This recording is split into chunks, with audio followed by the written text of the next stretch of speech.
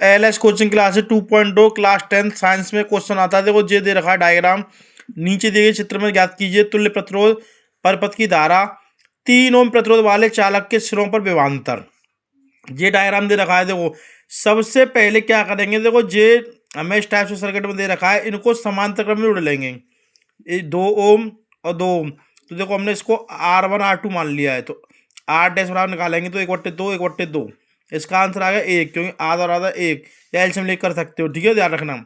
इसको एलसीएम लेकर करोगे तो देखो ऐसा कर सकते हो 1/2 + 1/2, ठीक, इसका एलसीएम 2 ले लिया, ठीक है, 1 + 1 बराबर 2/2, 2 को 1, ठीक है।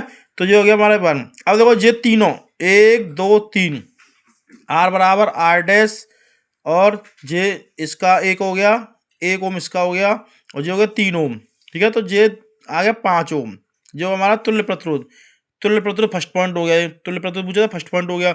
अब बोले धारा I बराबर B/R, I बराबर होता है हमारा B/R, तो वोल्ट दे रखा 10 और ये 5, तो 2 एम्पियर धारा होगी हमारी, ठीक है। ये हो गया सेकंड पॉइंट।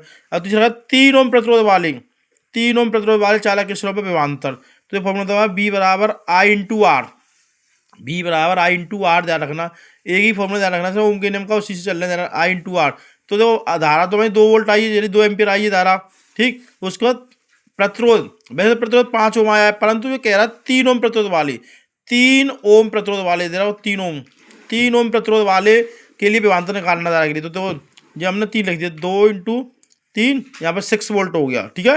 तो क्वेश्चन को ध्यान रखना किस टाइप से पूछ रहा है, इस टाइप से ध्यान, इसमें बस खाली समांतर श्रेणी के में ध्यान रखना। देखो समांतर के लिए फॉर्मूला होता है हमारा R1 + R2 + R3, ठीक है।